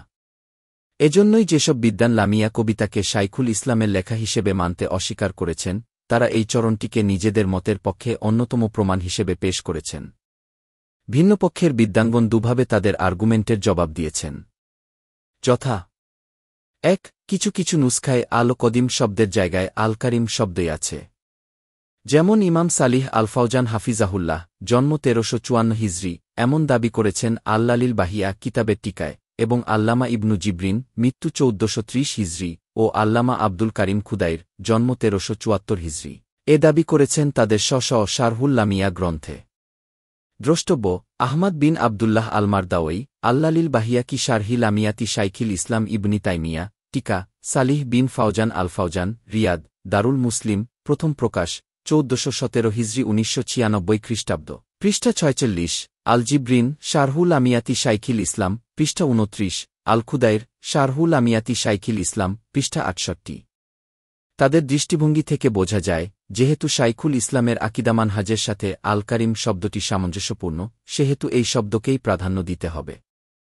২. এই কবিতা শাইখুল ইসলামের প্রথম দিকের লেখা ছিল, পরবর্তীতে তিনি মত পরিবর্তন করেছেন। এরকম সম্ভাবনা ব্যক্ত করেছেন ইমাম ইবনু উসাইমিন রাহিমাহুল্লাহ, মৃত্যু ১৪২১ হিজরি। তার বরাতে এই জবাব দিয়েছেন শাইখ ড. আব্দুর রহমান বিন আব্দুল আজিজ আলাকল হাফিজাহুল্লাহ। দ্রষ্টব্য: শারহুস সাফফারিনিয়া, প্রকাশ দারুল বাসিরা, পৃষ্ঠা ৪২৭, গৃহীত আলাকল বাদরুত তামাম, পৃষ্ঠা ১৬। অবশ্য ইমাম সুলাইমান বিন সিহমান রাহিমাহুল্লাহের মৃত্যু ১৩৪৯ হিজরি একটি বক্তব্য পাওয়া যায়, যেখানে তিনি দাবি করেছেন, যদি শাইখুল ইসলাম থেকে এই শব্দসংবলিত চরণ বিশুদ্ধ সূত্রে প্রমাণিত হয়, তবুও কদিম শব্দটি আল্লাহ যে বিভিন্ন সময়ে তার ইচ্ছে অনুযায়ী কথা বলেছেন তার বিরোধী নয়। কিন্তু এ কথা বলার পরে তিনি আর ব্যাখ্যা করেননি, ঠিক কোন দিক থেকে দুটো বিষয় পরস্পর বিরোধী নয়। দ্রষ্টব্য: ইবনু সিহমান তাম্বিহু জাবিল আলবাব, পৃষ্ঠা ২১। আর আল্লাহই সম্যক অবক্ত। টিকা সমাপ্ত। وأقول قال الله جل جلاله والمصطفى الهادي ولا أتأول। আমি বলি, মহান আল্লাহ বলেছেন, আর সুপথ প্রদর্শক মুস্তাফা সাল্লাল্লাহু আলাইহি ওয়াসাল্লাম বলেছেন। এর বাইরে গিয়ে আমি তাদের কথার তাবির বা ভিন্নার্থ করি না। ব্যাখ্যা: কবিতার এই দুই চরণে শাইখুল ইসলাম জানিয়ে দিয়েছেন, তিনি বিশ্বাস করেন কুরআন আল্লাহর কথা, যা অবতীর্ণ হয়েছে এবং তা সৃষ্ট নয়। আমরা সেটাই বলি, যেমনভাবে মহান আল্লাহ বলেছেন, মুশরিকদের মধ্য হতে যদি কেউ তোমার কাছে আশ্রয় প্রার্থনা করে তাহলে তুমি তাকে আশ্রয় দান করো, যাতে সে আল্লাহর কথা তথা কুরআন শুনতে পায়। সূরা তাওবা আয়াত ৬। মহান আল্লাহ কুরআনকে কালামুল্লাহ তথা আল্লাহর কথা বলেছেন, যদিও তা কোনো মাকলুক থেকে শোনা হয়। এখানে মুতাজিলি সম্প্রদায়ের মতাদর্শকে বাতিল সাব্যস্ত করা হয়েছে, যারা বলে কুরআন হল মাকলুক। আবার লাফজিয়া সম্প্রদায়ের মতাদর্শকেও বাতিল সাব্যস্ত করা হয়েছে, যারা বলে আমাদের উচ্চারিত তথা পঠিত কুরআন মাকলুক। আহলুস সুন্নাহ ওয়াল জামাত সাব্যস্ত করেছে, যে ব্যক্তি বলে কুরআন হল মাকলুক, সে কাফির। আবার যে ব্যক্তি বলে আমাদের উচ্চারিত কুরআন মাকলুক, সে জাহমি বিদাতি। এক্ষেত্রে হক সেটাই যা আমরা স্পষ্ট করেছি, যে কুরআন আল্লাহর কালাম তথা কথা, আর আল্লাহর কথা তার একটি অন্যতম সিফাত বা বৈশিষ্ট্য। আহলুস সুন্নাহ ওয়াল জামাত আকিদা পোষণ করে, মহান আল্লাহ এমন কথা দিয়ে কথা বলেন, যা সামষ্টিকভাবে সুপ্রাচীন, যার কোনো শুরু নেই, কিন্তু কথার বিভিন্ন এককের বিবেচনায় নতুন করে সংঘটিত হওয়া বিষয়। অনুবাদকের টিকা, আল্লাহর যত কর্মগত গুণ বা বৈশিষ্ট্য আছে, সবগুলো বৈশিষ্ট্যের ব্যাপারে সালাফদের আকীদা ছিল, এগুলো সামষ্টিকভাবে সুপ্রাচীন, যার কোনো শুরু নেই, কিন্তু এসবের বিভিন্ন এককের বিবেচনায় এগুলো নতুন করে সংঘটিত হওয়া বিষয়। এর মানে মহান আল্লাহ এসব বৈশিষ্ট্য কোনো একটা সময়ে অর্জন করেছেন, বিষয়টা এমন নয়, বরং সূচনাহীন অতীত থেকে আল্লাহ সর্বদাই এসব গুণে গুণান্বিত হয়ে আছেন এবং ভবিষ্যতেও থাকবেন। এই দৃষ্টিকোণ থেকে মহান আল্লাহর এসব গুণ সুপ্রাচীন, যার কোনো শুরু নেই। পক্ষান্তরে আল্লাহ যখন ইচ্ছে করেন, তখন এসব বৈশিষ্ট্যের একক সংগঠন করেন। যেমন আল্লাহ যখন ইচ্ছা করেছেন, তখন মূসা আলাইহিস সালামের সাথে কথা বলেছেন, আবার যখন ইচ্ছা করেছেন, তখন প্রিয় নবী মুহাম্মদ সাল্লাল্লাহু আলাইহি ওয়াসাল্লামের সাথে কথা বলেছেন। এভাবে তিনি অনেকের সাথে কথা বলেছেন। এগুলো এক-একটি একক এবং তার কথার অংশ। এসব একক তো আর সুপ্রাচীন নয়, যার কোনো শুরু নেই, বরং এসব বিষয় বিভিন্ন সময়ে ঘটেছে এবং প্রত্যেকটি এককের শুরু আছে। এই দৃষ্টিকোণ থেকে এ জাতীয় কর্মগত গুণ নতুন করে সংঘটিত হওয়া বিষয়। দ্রষ্টব্য: আব্দুর রহমান বিন নাসির আলু সৈয়দি, আততাম্বিহাতুল লাতিফা ফিমা ইহতাওয়াত আলাইহিল ওয়াসিতিজ্জাতু মিনাল মাবাহিসিল মুনিফা, রিয়াদ, দারু তাইবা, প্রথম প্রকাশ, 1414 হিজরি, পৃষ্ঠা 48। টিকা সমাপ্ত। আল্লাহ যখন ইচ্ছা, যা ইচ্ছা, যেভাবে ইচ্ছা কথা বলেন। কথা বলতে না পারা মাকলুকের ক্ষেত্রে ত্রুটি হিসেবে বিবেচিত, তাহলে স্রষ্টার ক্ষেত্রে কথা না বলা কিভাবে ত্রুটি হিসেবে বিবেচিত হবে না? ইলমুল কালামের তথাকথিত ইসলামী দর্শনের আলোকে আকীদা সাব্যস্তকারী লোকদেরকে আল্লাহ অপদস্থ করুন। আর তাদেরকেও আল্লাহ অপদস্থ করুন, যারা ভ্রষ্টকারী বিদাত আনয়ন করেছে এবং ইসলামের মধ্যে সেসব বিদাত ঢুকিয়ে দিয়েছে। অনুবাদকের টিকা, আহলুস সুন্নাহ ওয়াল জামাতের আকীদা বিষয়ক মূলনীতি হল, আল্লাহর সিফাত তথা গুণাবলীকে প্রকৃত ও প্রকাশ্য অর্থ অনুযায়ী ব্যাখ্যা করতে হবে, রূপক অর্থ কিংবা ভিন্ন অর্থ বলে তাবিল তথা অপব্যাখ্যা করা যাবে না। যারা বিনা দলিলে সিফাতের তাবিল করে, তারা পথভ্রষ্ট। এ ব্যাপারে আহলুস সুন্নাহ ওয়াল জামাতের সবাই একমত। তাই এ বিষয়ে ভিন্ন মত গ্রহণের কোনো সুযোগ ও বৈধতা নেই। ইমাম ইবনু আবদিল বার রাহিমাহুল্লাহ, মৃত্যু 463 হিজরি, বলেছেন, আহলুস সুন্নাহ এ মর্মে একমত পোষণ করেছে যে, কুরআন ও সুন্নাহয় বর্ণিত সকল সিফাত তথা আল্লাহর গুণ সাব্যস্ত করতে হবে, সেগুলোর প্রতি ঈমান রাখতে হবে এবং সেগুলোকে প্রকৃত অর্থ অনুযায়ী ব্যাখ্যা করতে হবে, মাজাজ তথা রূপক অর্থে নয়। তবে আহলুস সুন্নাহ এসব গুণের কোনো ধরন নির্দিষ্ট করে না এবং কোনো গুণের ক্ষেত্রেই সেটা সীমাবদ্ধ সিফাত এমনভাবে ব্যক্ত করে না, অর্থাৎ কোনো সিফাতকে সীমাবদ্ধ করে না। পক্ষান্তরে বিদাতি গোষ্ঠী, জাহমিয়া সম্প্রদায়, সমুদয় মুতাজিলা ও খারেজি সম্প্রদায় এদের সবাই এসব সিফাতের প্রতি অস্বীকৃতি জ্ঞাপন করে এবং এসবের কোনো কিছুকেই প্রকৃত অর্থানুযায়ী ব্যাখ্যা করে না। বরং তারা মনে করে যে ব্যক্তি এসব সিফাতের স্বীকৃতি দেয়, সে সাদৃশ্যবাদী মুশাব্বিহ। কিন্তু যারা সিফাতকে সাব্যস্ত করে, তাদের কাছে ওরা এমন ব্যক্তিবর্গ, যারা মাবুদের প্রতি অস্বীকৃতি জ্ঞাপনকারী। প্রকৃত প্রস্তাবে এক্ষেত্রে হক রয়েছে তাদেরই বক্তব্যের মাঝে, যারা আল্লাহর কিতাব ও তার রসুলের সুন্নাতের বক্তব্য মোতাবেক কথা বলেছে। আর তারাই হল আহলুস সুন্নাহ ওয়াল জামাতের ইমামগণ। আলহামদুলিল্লাহ। দ্রষ্টব্য: আবু উমার ইউসুফ ইবনু আবদিল বার আল মালিকি, আত্তামহিদ লিমাফিল মুজাত্তা মিনাল মায়ানি ওয়াল আসানিদ। মরক্কোর ধর্ম মন্ত্রণালয় কর্তৃক প্রকাশিত, প্রকাশ 1387 হিজরি, খণ্ড 7, পৃষ্ঠা 145। ইমাম ইবনু কুদামা আল মাকদিসি রাহিমাহুল্লাহ, মৃত্যু 620 হিজরি, বলেছেন, আর সর্ববাদীসম্মত অভিমতের ব্যাপারটি হল, সাহাবিগণ শরীয়তের দলিলের প্রকাশ্য অর্থ থেকে ফিরিয়ে দিয়ে ভিন্ন ব্যাখ্যা তথা তাবিল বর্জনের ব্যাপারে একমত পোষণ করেছেন। আমরা তাদের নিকট থেকে যা বর্ণনা করেছি তা থেকেই বিষয়টি প্রতিপন্ন হয়। তদ্রূপ তাদের পরবর্তী সকল যুগের হকপন্থী অধিবাসীগণ এমনটিই মনে করেছেন। কেবল বিদাতি কিংবা বিদাতের সাথে সম্পৃক্ত লোক ছাড়া অন্য কেউ তাবিল করেছেন বলে জানা যায়নি। দ্রষ্টব্য: আবু মুহাম্মদ মুওয়াফফাকুদ্দিন আবদুল্লাহ বিন আহমদ ইবনু কুদামা, জাম্মুত তাবিল, তাহকিক, বাদর বিন আবদুল্লাহ আলবাদর, কুয়েত, আদ্দারুস সালাফিয়া, প্রথম প্রকাশ, 1406 হিজরি, পৃষ্ঠা 40। জ্ঞাতব্য যে, আমরা দলিলবিহীন তাবিল তথা অপব্যাখ্যার বিরোধিতা করি। কিন্তু কুরআন, সুন্নাহ, ইজমা তথা উলামাদের সর্ববাদীসম্মত অভিমত থেকে প্রাপ্ত দলিলের ভিত্তিতে তাবিল বা ভিন্নার্থ করা হলে তার বিরোধিতা করি না। যেমন অজুর আয়াতে এসেছে, তোমরা যখন নামাজে দাঁড়াবে, তখন তোমাদের মুখমণ্ডল ধৌত করবে। সূরা মাইদা, আয়াত 6। এ আয়াতের প্রকাশ্য অর্থ অনুযায়ী আমরা কেউ নামাজে দাঁড়ানোর পরে অজু শুরু করি না, বরং হাদিস থেকে প্রাপ্ত দলিলের ভিত্তিতে ব্যাখ্যা করি। এর মানে, তোমরা যখন নামাজ পড়ার ইচ্ছা করবে, তখন অজু করে নাও। বিস্তারিত দ্রষ্টব্য: আব্দুল আজিজ বিন আবদুল্লাহ ইবনু বাজ আতাতালিকাতুল বাজিয়া আলা শারহিত তাহাবিয়া রিয়াদ দারু ইবনিল আসির প্রথম প্রকাশ ১৪২৯ হিজরি ২০০৮ খ্রিস্টাব্দ খণ্ড ১ পৃষ্ঠা ৯৯ মুহাম্মদ বিন সালিহ ইবনু আলুসাইমিন শারহু ফাতহি রব্বিল বারিয়া বি তালকিসিল হামাবিনিয়া কাসিম মুয়াসসাসাতুশ শাইখ ইবনি উসাইমিন প্রথম প্রকাশ ১৪৩৬ হিজরি পৃষ্ঠা ৪৪৬ থেকে ৪৪৭ মুহাম্মদ বিন সালিহ ইবনু আলুসাইমিন আতাতালিক আলমাওয়াদি মিন শারহিল আকিদাতিত তাহাবিয়া কাসিম মুয়াসসাসাতুশ শাইখ ইবনি উসাইমিন প্রথম প্রকাশ ১৪৪০ হিজরি পৃষ্ঠা ৬৫ থেকে ৬৭ মুহাম্মদ বিন সালিহ ইবনু আলুসাইমিন শারহুল আকিদাতিল ওয়াসিতিয়া রিয়াদ দারু ইবনিল জাওজি ষষ্ঠ প্রকাশ ১৪২১ হিজরি খণ্ড ১ পৃষ্ঠা ৮৯ থেকে ৯০ অনুরূপভাবে বলা যায় হাদিসে কুদসিতে এসেছে আল্লাহ বলেছেন আমি হলাম যুগ সহিহুল বুখারী হাদিস ৭০৯১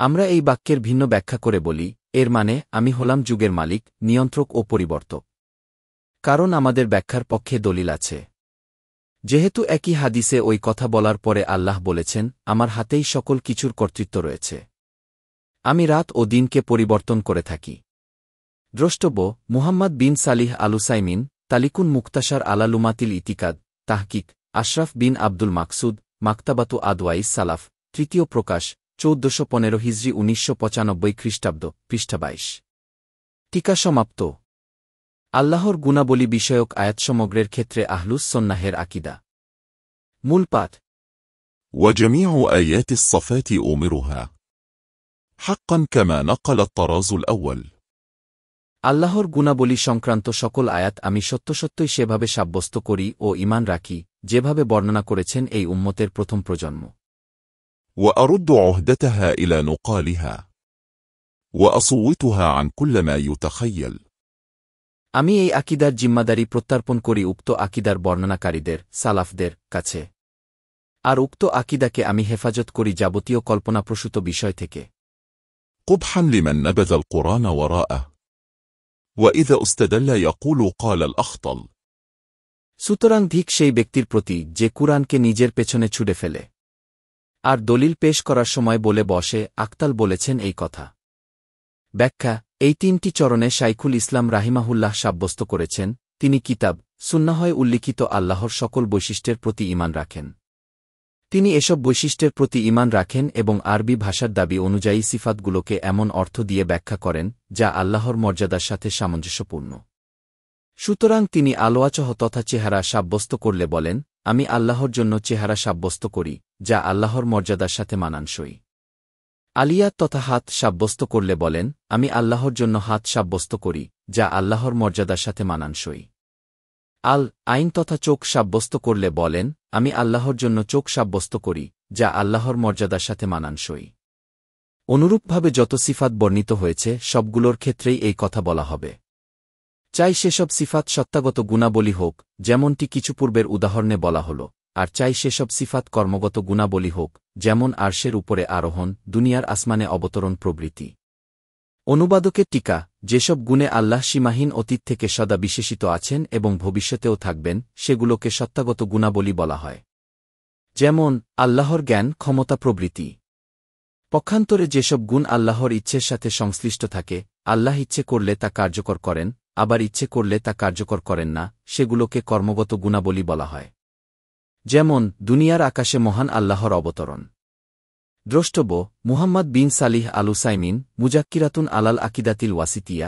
রিয়াদ মাদারুল ওয়াতান প্রকাশের ক্রমধারাবিহীন ১৪২৬ হিজরি পৃষ্ঠা ১০ টিকা সমাপ্ত প্রথম প্রজন্ম তথা সাহাবীবর্গ তাবেঈবৃন্দ ও তাবেঈগণ প্রথম তিন যুগের মানুষ যাদের প্রশংসা ও গুণকীর্তন করেছেন নবীজি সাল্লাল্লাহু আলাইহি ওয়াসাল্লাম যা সাব্যস্ত করতেন এবং যেই আকিদা পোষণ করতেন সেই আকিদা অনুযায়ী সমুদয় সিফাত সাব্যস্ত করতে হবে শাইখুল ইসলাম বলেছেন আর উক্ত আকিদাকে আমি হেফাজত করি যাবতীয় কল্পনাপ্রসূত বিষয় থেকে অর্থাৎ মানব মস্তিষ্ক আল্লাহর সিফাতকে সৃষ্টিকুলের সাথে সাদৃশ্যপূর্ণ হয়ে যাওয়ার মতো যেসব কল্পনা করে তা থেকে আমি সিফাত বিষয়ক আকিদাকে হেফাজত করি আলোচ্য চরণত্রয়ের তৃতীয় লাইনে শাইখুল ইসলাম ওই ব্যক্তির নিন্দা করেছেন যে দলিল গ্রহণের ক্ষেত্রে কুরআন সুন্নাহ বর্জন করে খ্রিস্টান কাফির কবি আক্তালের কথা দিয়ে দলিল দেয় যে ব্যক্তি এই কাজ করেছে সে নিন্দিত হওয়ার এবং নিকৃষ্টতা ও কদর্যতার গুণে গুণান্বিত হওয়ারই উপযুক্ত, কেননা সে হক বর্জন করে বাতিল গ্রহণ করেছে।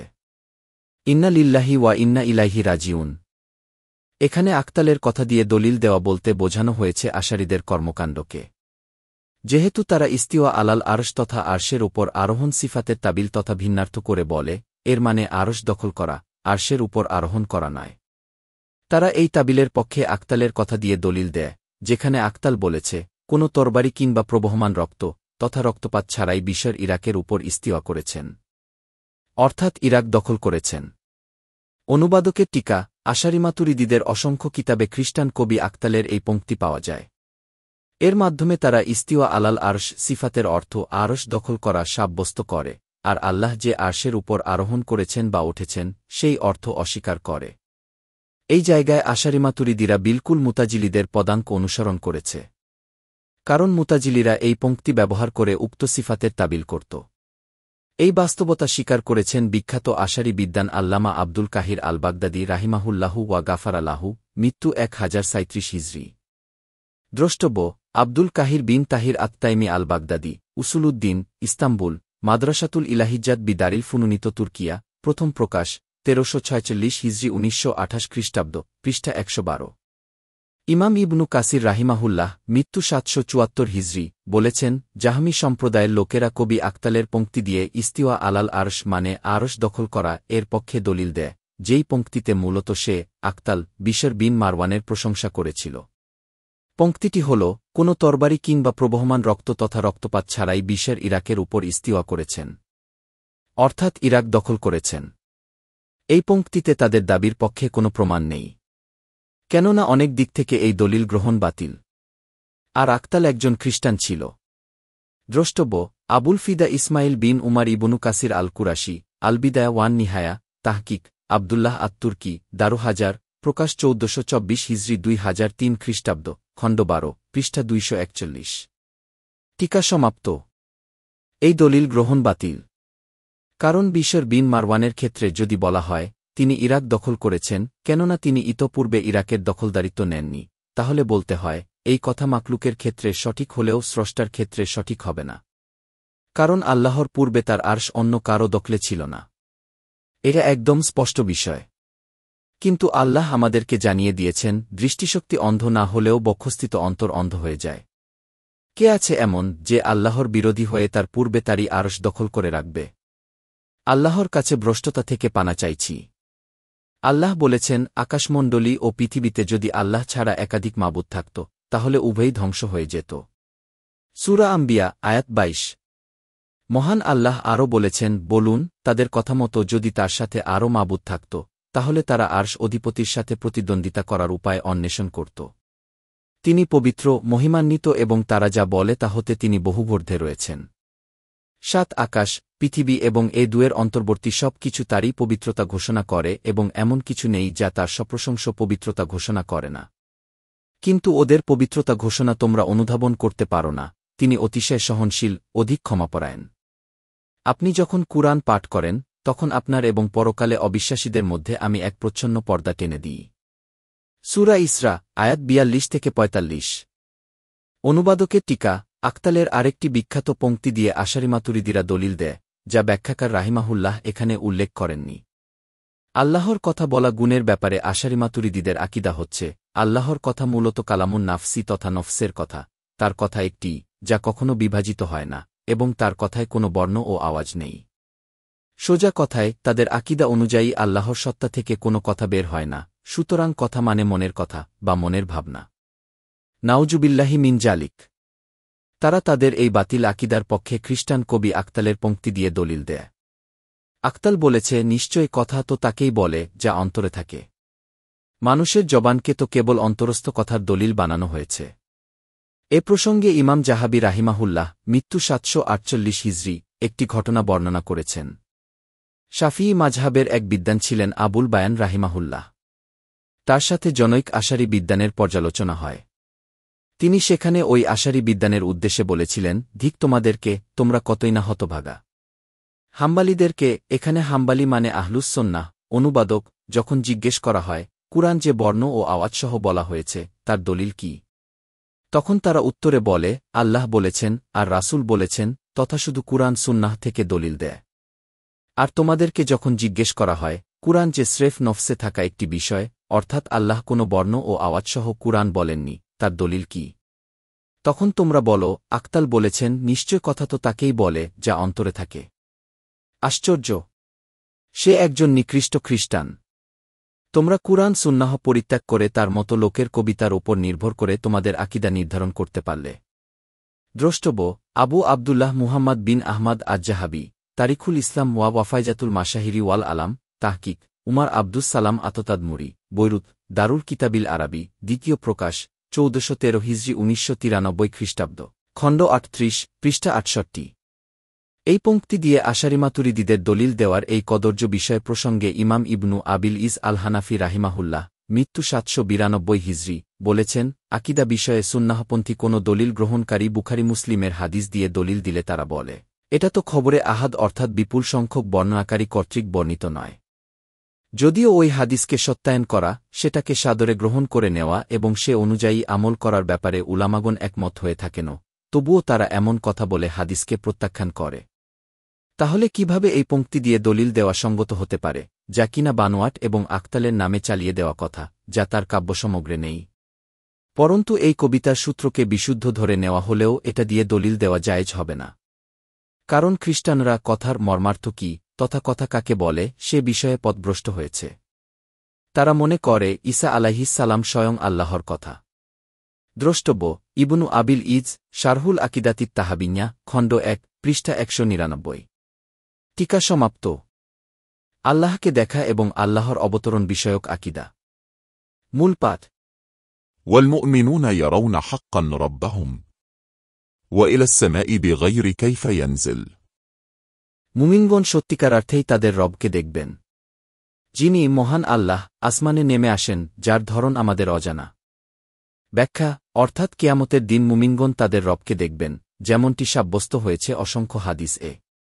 সেসবের অন্যতম হল বুখারী মুসলিমে উল্লিখিত জারির বিন আবদুল্লাহ রাদিয়াল্লাহু আনহু বর্ণিত হাদিস, যেখানে নবীজি সাল্লাল্লাহু আলাইহি ওয়াসাল্লাম বলেছেন, নিশ্চয় তোমরা তোমাদের রবকে দেখতে পাবে, যেমনভাবে তোমরা দুপুরবেলায় সূর্য দেখতে পাও, যখন তার নিচে কোনো আড়াল সৃষ্টিকারী মেঘ থাকে না, এবং যেমনভাবে তোমরা পূর্ণিমার রাতে চাঁদ দেখতে পাও, যখন তার নিচে কোনো আড়াল সৃষ্টিকারী মেঘ থাকে না। অনুবাদকের টিকা: বুখারী মুসলিমে সরাসরি এই শব্দরূপে হাদিসটি নেই। বুখারী মুসলিমে হাদিসটি এসেছে এই শব্দরূপে, জারির বিন আবদুল্লাহ রাদিয়াল্লাহু আনহু থেকে বর্ণিত। তিনি বলেন, একদা আমরা নবী সাল্লাল্লাহু আলাইহি ওয়াসাল্লামের নিকট উপস্থিত ছিলাম। তিনি রাতে পূর্ণিমার চাঁদের দিকে তাকিয়ে বললেন, ওই চাঁদকে তোমরা যেমন দেখছ, ঠিক তেমনি তোমাদের প্রতিপালককে তোমরা অবশ্যই দেখতে পাবে। তাকে দেখতে তোমরা কোনো ভিড় বা জুলুমের সম্মুখীন হবে না। কাজেই সূর্যোদয় ও সূর্যাস্তের পূর্বের নামাজ জামাতে আদায় করতে সমর্থ হলে তোমরা তাই করবে।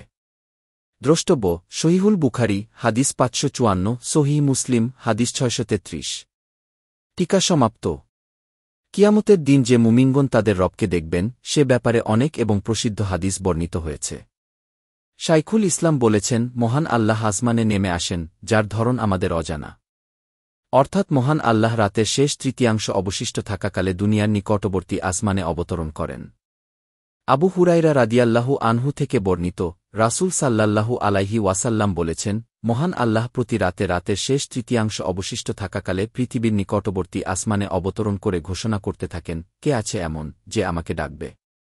আমি তার ডাকে সাড়া দিব। কে আছে এমন যে আমার নিকট চাইবে? আমি তাকে তা দিব। কে আছে এমন যে আমার কাছে ক্ষমা চাইবে? আমি তাকে ক্ষমা করে দেব।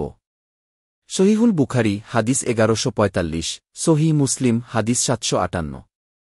আহলুস সুন্নাহ এই সিফাতের প্রতি ঈমান রাখে এবং তাদের রবের জন্য উক্ত সিফাত সেভাবে সাব্যস্ত করে, যেমনভাবে তা মানানসই হয় আল্লাহর জন্য।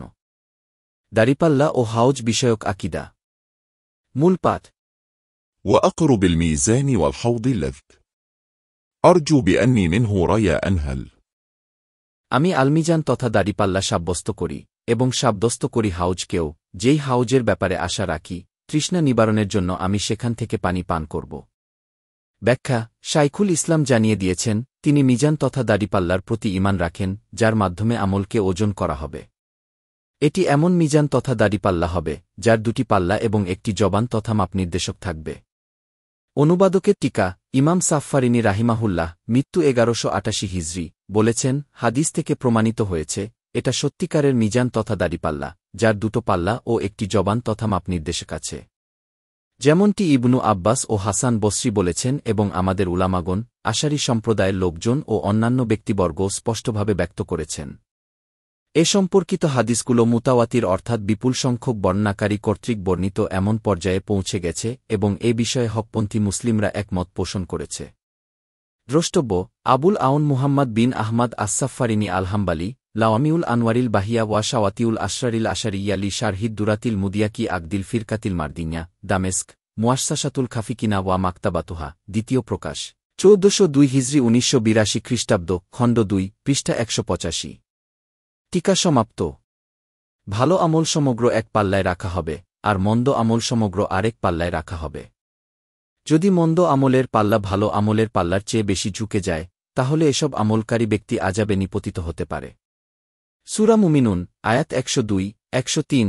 কিন্তু পরবর্তীতে মুমিন হওয়ার কারণে সে জান্নাতে প্রবেশ করবে, হয় শাফায়াতকারীদের শাফায়াতে, আর নয়তো স্রেফ সর্বাপেক্ষা দয়ালু আল্লাহর দয়ায়। সহিহুল বুখারী হাদিস 7039, সহিহ মুসলিম হাদিস 183। আর হাউজ বলতে উদ্দেশ্য নবীজি সাল্লাল্লাহু আলাইহি ওয়াসাল্লামের হাউজ, যা দৈর্ঘ্যে 1 মাসের পথ, আবার প্রস্থেও 1 মাসের পথ। কিয়ামতের দিন এই উম্মতের মুমিনগণ এই হাউজ থেকে পানি পান করবেন। যে ব্যক্তি উক্ত হাউজ থেকে এক ঢোক পানি পান করবে সে আর কখনোই পিপাসিত হবে না। এই হাউজের পানপাত্রের সংখ্যা হবে তারকারাজির সমান। সহিহুল বুখারী হাদিস 6579, সহিহ মুসলিম হাদিস 2092। পুলসিরাত বিষয়ক আকিদা। মূল পাঠ। وكذا الصراط يمد فوق جهنم فمسلم ناجي وآخر مهمل। তদ্রূপ স্বীকৃতি দিই, জাহান্নামের উপরে বিস্তৃত পুলসিরাত থাকবে, কেউ কেউ সেখান থেকে নিরাপদে পরিত্রাণ পাবে, আবার কেউ কেউ হবে পরিত্যক্ত। ব্যাখ্যা পুলসিরাত এমন একটি ব্রিজ বা সাঁকো যা জাহান্নামের পৃষ্ঠের ওপর স্থাপিত থাকবে। সহিহুল বুখারী হাদিস 7439। প্রকৃত প্রস্তাবে পরকালের এই ইন্দ্রিয়গ্রাহ্য পুলসিরাত ইহকালের ঐন্দ্রিয়গ্রাহ্য সিরাত তথা পথের প্রতিনিধিত্ব করবে। ইন্দ্রিয়গ্রাহ্য অর্থ পঞ্চেন্দ্রিয়ের কোনো একটি দিয়ে সরাসরি অনুভব করা যায় এমন মানবদেহের 5টি ইন্দ্রিয় হল শ্রবণ, দর্শন, গন্ধ, স্বাদ ও স্পর্শ।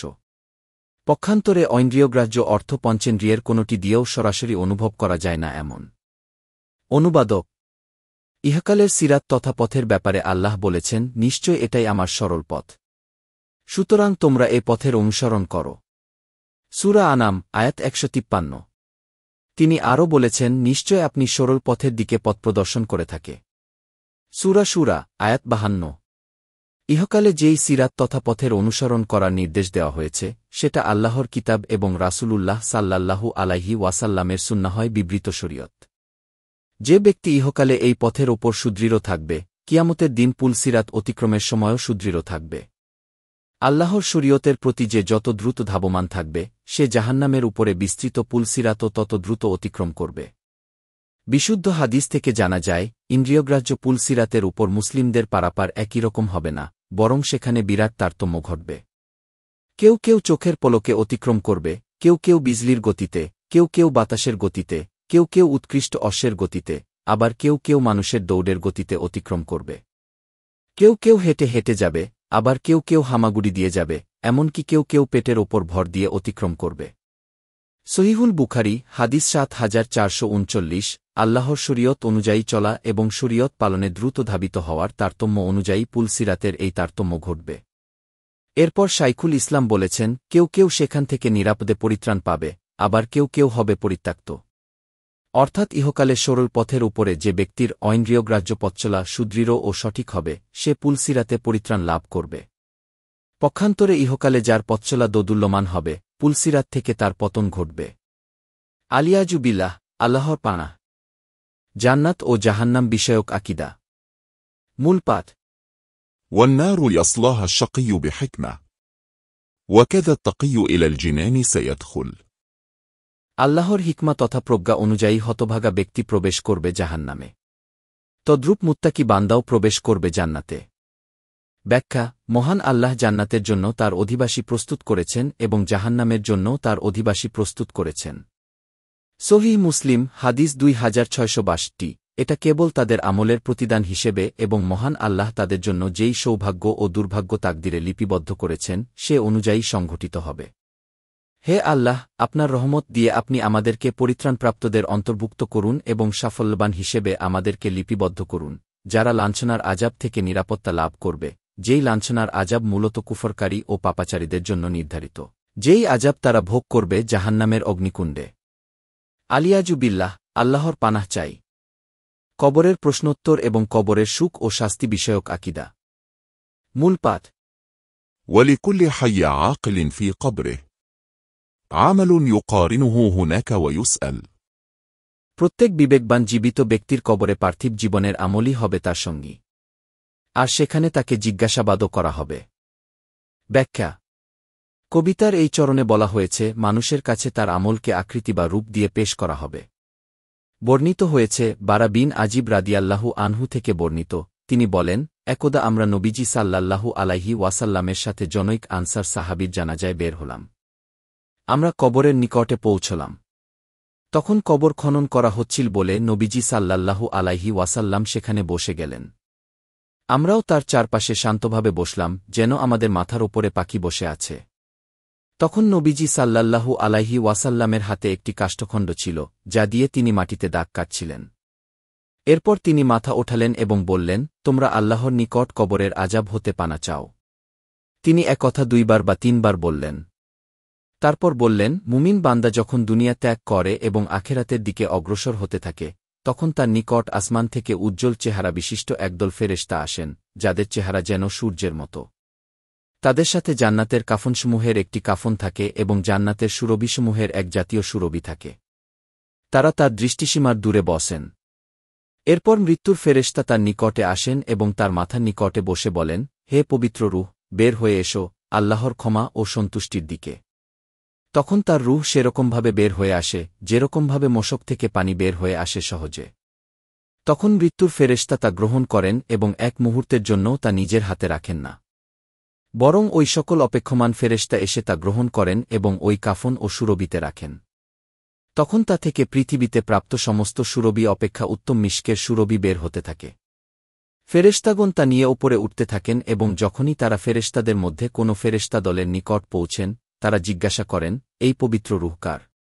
তখন তারা দুনিয়াতে লোকেরা তাকে যে সকল উপাধি দ্বারা ভূষিত করত, সে সকলের মধ্যে উত্তম উপাধি দ্বারা ভূষিত করে বলেন, এটা অমুকের পুত্র অমুকের রূহ। তারা প্রথম আসমান অবধি পৌঁছা পর্যন্ত এরকম প্রশ্নোত্তর চলতে থাকে। এরপর তারা আসমানের দরজা খুলতে চান, আর অমনি তাদের জন্য দরজা খুলে দেওয়া হয়। তখন প্রত্যেক আসমানের সম্মানীয় ফেরেশতাগণ তাদের অনুগামী হন তার উপরের আসমান পর্যন্ত। এভাবে তারা সপ্তম আসমান পর্যন্ত পৌঁছেন। তখন আল্লাহ বলেন, আমার বান্দার ঠিকানা ইল্লিনে লিখো এবং তাকে জমিনে তথা কবরে ফিরিয়ে নিয়ে যাও। কেননা আমি তাদেরকে জমিন হতে সৃষ্টি করেছি এবং জমিনেই তাদেরকে ফিরিয়ে দেব। অতঃপর জমিন হতে আমি তাদেরকে পুনরায় বের করব। সুতরাং তার রূহ তার শরীরে ফিরিয়ে দেওয়া হয়। তখন তার নিকট 2 জন ফিরিশতা আসেন এবং তাকে উঠিয়ে বসান। তারপর তারা তাকে প্রশ্ন করেন, তোমার রব কে? তখন সে বলে, আমার রব আল্লাহ। এরপর প্রশ্ন করেন, তোমার দিন কি? তখন সে বলে, আমার দিন হল ইসলাম। আবার তারা প্রশ্ন করেন, তোমাদের মাঝে যিনি প্রেরিত হয়েছিলেন তিনি কে? সে উত্তরে বলে, তিনি হলেন আল্লাহর রাসূল। পুনরায় তারা তাকে প্রশ্ন করেন, তুমি তা কি করে জানতে পারলে? সে বলে, আমি আল্লাহর কিতাব পড়েছি, আল্লাহর প্রতি ঈমান এনেছি এবং তাকে সত্যায়ন করেছি। তখন আসমানের দিক থেকে এক ঘোষণাকারী ঘোষণা দেন, আমার বান্দা সত্য বলেছে। সুতরাং তার জন্য জান্নাতের একটি বিছানা বিছিয়ে দাও এবং তাকে জান্নাতের একটি পোশাক পরিয়ে দাও, আর তার জন্য জান্নাতের দিকে একটি দরজা খুলে দাও। তখন তার কাছে জান্নাতের সুখশান্তি ও জান্নাতের সুরভি আসতে থাকে এবং তার জন্য তার কবরকে দৃষ্টিসীমা পর্যন্ত প্রশস্ত করে দেওয়া হয়। এ সময় তার কাছে এক সুন্দর চেহারা বিশিষ্ট, সুন্দর পোশাক বিশিষ্ট ও সুগন্ধিযুক্ত ব্যক্তি আসে এবং তার উদ্দেশ্যে বলে, তোমাকে আনন্দিত করবে এমন বিষয়ের সুসংবাদ গ্রহণ করো। এই দিনেরই ওয়াদা তোমাকে দেওয়া হয়েছিল। তখন সে তাকে জিজ্ঞাসা করে, তুমি কে? তোমার চেহারা তো দেখবার মতো, তা যেন কল্যাণের বার্তা বহন করে। ফলে সে বলে, আমি তোমার ভালো আমল যা তুমি দুনিয়াতে করতে। তখন সে বলে, হে আল্লাহ, তাড়াতাড়ি কিয়ামত কায়েম করুন, যাতে আমি আমার পরিবার ও সম্পদের কাছে ফিরে যেতে পারি, অর্থাৎ যেন জান্নাতের সামগ্রী দ্রুত পেতে পারি। পক্ষান্তরে কাফির বান্দা যখন দুনিয়া ত্যাগ করে আখেরাতের দিকে অগ্রসর হতে থাকে, তখন তার কাছে আসমান থেকে একদল কালো চেহারা বিশিষ্ট ফেরেশতা অবতীর্ণ হন, যাদের সাথে শক্ত চট থাকে। তারা তার থেকে দৃষ্টিসীমার দূরে বসেন। এরপর মৃত্যুর ফেরেশতা আসেন এবং তার মাথার নিকটে বসেন। তারপর বলেন, হে নিকৃষ্ট রূহ, বের হয়ে আয় আল্লাহর ক্রোধের দিকে। এ সময় রূহ ভয়ে তার শরীরে এদিক সেদিক পালাতে থাকে। তখন মৃত্যুর ফেরেশতা তাকে এমনভাবে টেনে বের করেন, যেমনভাবে লোহার গরম শলাকা আর্দ্র পশম থেকে টেনে বের করা হয়। এরপর তিনি তা গ্রহণ করেন। কিন্তু যখন গ্রহণ করেন মুহূর্তকালের জন্যও নিজের হাতে রাখেন না, বরং অপেক্ষমান ফেরেশতাগণ তাড়াতাড়ি সেই আত্মাকে দুর্গন্ধমাচটে জড়িয়ে নেন। তখন তা থেকে এমন দুর্গন্ধ বের হতে থাকে, যা পৃথিবীতে প্রাপ্ত সমস্ত গলিত শবদেহের দুর্গন্ধ অপেক্ষা বেশি। তা নিয়ে তারা উপরে উঠতে থাকেন। কিন্তু যখনই তারা তা নিয়ে ফেরেশতাদের কোনো দলের নিকট পৌঁছেন, তারা জিজ্ঞাসা করেন, এই নিকৃষ্ট রূহ কার? তখন তারা তাকে দুনিয়াতে যে সকল মন্দ উপাধি দ্বারা ভূষিত করা হতো, তার মধ্যে সর্বাপেক্ষা মন্দ উপাধি দ্বারা ভূষিত করে বলেন, অমুকের পুত্র অমুকের রূহ। এভাবে তাকে প্রথম আসমান পর্যন্ত নিয়ে যাওয়া হয়। অতঃপর তার জন্য আসমানের দরজা খুলে দিতে চাওয়া হয়, কিন্তু খুলে দেওয়া হয় না। এ সময় নবী সাল্লাল্লাহু আলাইহি ওয়াসাল্লাম একথা সমর্থনে কুরআনের আয়াতটি পাঠ করলেন। অবশ্যই যারা আমার নিদর্শনাবলীকে মিথ্যা প্রতিপন্ন করে এবং অহংকারবশত তা থেকে মুখ ফিরিয়ে নেয়, তাদের জন্য আকাশের দ্বার উন্মুক্ত করা হবে না এবং তারা জান্নাতে প্রবেশ করতে পারবে না, যতক্ষণ না সূচের ছিদ্রপথ দিয়ে উট প্রবেশ করে। আর এভাবেই আমি অপরাধীদেরকে প্রতিফল দিয়ে থাকি। সূরা আরাফ, আয়াত 40। তখন আল্লাহ তাআলা বলেন, তার ঠিকানা সিজ্জিনে লিখে দাও, জমিনের সর্বনিম্ন স্তরে। সুতরাং তার রূহকে জমিনে খুব জোরে নিক্ষেপ করা হয়। এ সময় নবী সাল্লাল্লাহু আলাইহি ওয়াসাল্লাম একথা সমর্থনে এই আয়াত পাঠ করলেন। যে আল্লাহর সাথে অংশী স্থাপন করেছে, সে যেন আকাশ থেকে পড়েছে, এরপর পাখি তাকে ছো মেরে নিয়ে গেছে অথবা ঝঞ্ঝাবায়ু তাকে নিক্ষিপ্ত করেছে বহুদূরে। সূরা হাজ, আয়াত 31। ফলে তার রূহ তার দেহে ফিরিয়ে দেওয়া হয়। তখন তার নিকট দুজন ফিরিশতা আসেন এবং তাকে উঠিয়ে বসান। অতঃপর তারা তাকে জিজ্ঞাসা করেন, তোমার রব কে? সে বলে, হাই হাই, আমি তো জানি না। অতঃপর জিজ্ঞাসা করেন, তোমার দিন কি? সে বলে, হাই হাই, আমি তো জানি না। তারপর জিজ্ঞাসা করেন, তোমাদের মধ্যে যিনি প্রেরিত হয়েছিলেন তিনি কে? সে বলে, হাই হাই, আমি তাও তো জানি না। এ সময় আকাশের দিক থেকে এক ঘোষণাকারী ঘোষণা করেন, সে মিথ্যা বলেছে। সুতরাং তার জন্য জাহান্নামের বিছানা বিছিয়ে দাও এবং জাহান্নামের দিকে একটি দরজা খুলে দাও। ফলে তার কাছে জাহান্নামের উত্তাপ ও দুর্গন্ধময় বাতাস আসতে থাকে এবং তার কবর তার প্রতি এত সংকুচিত হয়ে যায় যে, তার একদিকের পাঁজরের হাড় অপর দিকে ঢুকে যায়। এ সময় তার নিকট অতি কুৎসিত চেহারা বিশিষ্ট, নোংরাবেশী ও দুর্গন্ধযুক্ত লোক আসে এবং বলে, তোমাকে দুঃখিত করবে এমন জিনিসের দুঃসংবাদ গ্রহণ করো। এই দিনেরই ওয়াদা দেওয়া হয়েছিল তোমাকে। তখন সে প্রশ্ন করে, তুমি কে? কি কুৎসিত তোমার চেহারা, যেন তা খারাপ সংবাদ বহন করে। সে বলে, আমি তোমার সেই মন্দ আমল যা তুমি দুনিয়াতে করতে। তখন সে বলে, হে আল্লাহ, কিয়ামত কায়েম করবেন না, কেননা কিয়ামত কায়েম করলে আমার কি উপায় হবে? মুসনাদ আহমাদ, হাদিস 18534, বর্ণনার মান, সহিহ, তাহকিক, আরনাউত। শাইখুল ইসলাম ইবনু তাইমিয়া রাহিমাহুল্লাহ উক্ত বিবরণের দিকেই ইঙ্গিত করেছেন তার কবিতায়। ইমাম চতুষ্টয়ের আকিদা। মূল পাঠ।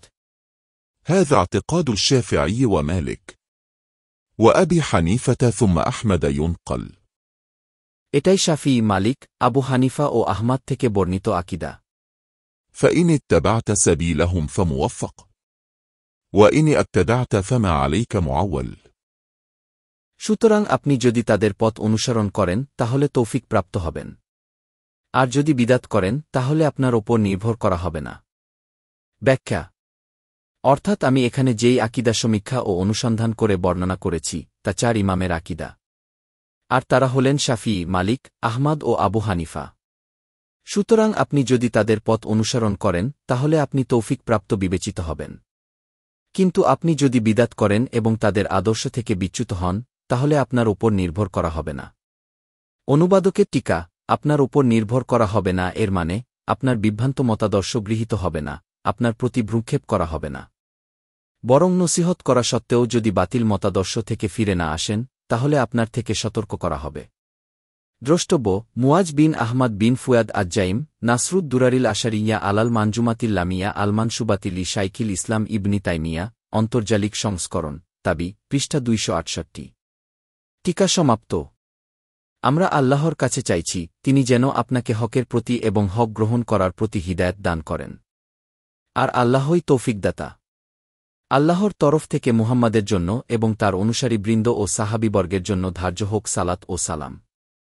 সমাপ্ত। আলহামদুলিল্লাহ।